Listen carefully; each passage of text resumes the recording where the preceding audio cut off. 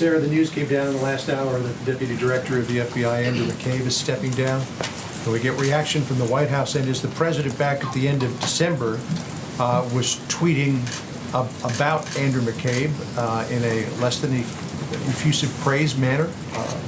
What's he thinking about him stepping down? Look, we've seen the numerous reports, as all of you have, and any specifics, I can tell you none of this decision was made by that of the White House, and any specifics I would refer you to the FBI, who I believe will be making a statement later today. You say that the White House was not involved in the decision, but clearly the President seemed to be involved in a public relations campaign against McCabe. Oh, look, the President stands by his previous comments, but in terms of the situation today, as I just said, we've seen the reports just as all of you have. We don't have any specific comments, and I would refer you to the FBI for any specifics on the things that are taking place today. Jill? So when you say that you've seen the reports, does that mean that the President was not informed by anyone at the FBI that this was happening? Has he had any conversation of anything there? No, he hasn't. Cecilia. Can you say definitively then that the President did not play a role in Andrew McCabe stepping down? Yes, I didn't say the President wasn't part of this decision-making process, and we would refer you to the FBI, where Christopher Wray serves as the director, which, as I said last week, and I'll repeat again today, the President has full confidence in him and has put the decisions at the FBI in his hands. And did the President at any time convey that he wanted to fire Robert Mueller to anyone on the staff here? Not that I'm aware of. Thank you. So, and just to kind of finish this loop, so no one at the White House contacted the FBI about McCabe. No one has put any directives or even had any discussions about his tenure at the FBI. Did anyone at the White House? Not that I'm aware of. Nothing specific to McCabe and his stepping down as of today, if that is what is being reported. Jim? Sarah, what would you say to critics who believe that this White House and this President have had almost sort of a steady pressure put on the Justice Department, put on the FBI since the President came into office on this special counsel investigation? Whether it be conversations with Jeff Sessions' office about his recusal, whether it be about this desire for Robert Mueller to go away, and now with Andrew McCabe. There were even reports that Rod Rosenstein was also feeling pressure from the White House. It sounds like there are multiple officials at multiple levels who are being pressured by the White House, by the President. What would you say in response to that say what I've concern? said. I would say what I've said probably 100 times before, and continue.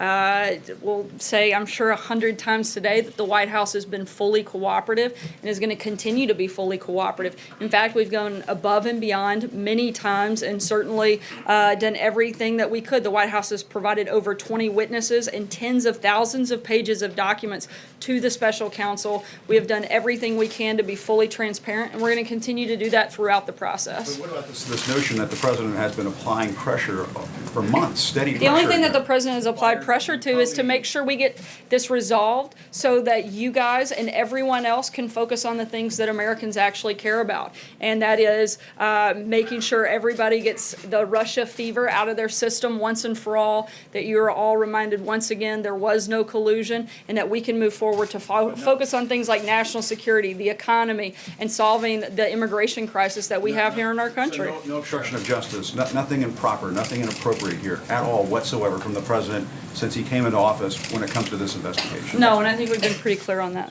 You were asking the question about all this pressure that has been put on multiple people, as you pointed out, multiple levels of government, right, on DOJ, FBI, and folks central to this investigation. Because she's saying that, all the questions about McCabe, don't ask us, ask the FBI. But what did she say about the pressure? I was just looking at this quote. It's pretty remarkable what Sarah Sanders said. She did essentially say, yes, the president has been applying pressure. She said the only thing the president has applied pressure to is to get it resolved so you guys and everyone else can focus on the things Americans actually care about, making sure everybody gets the Russia fever out of their system once and for all. I mean, that was an acknowledgement there that the president has at times put pressure on officials at the Justice Department and at the FBI. She did not say, no, there's never been any pressure from the president. I mean, that would be denying reality to say that there hasn't been pressure from the president when he's tweeted about the Attorney General. He's tweeted about the Deputy FBI Director.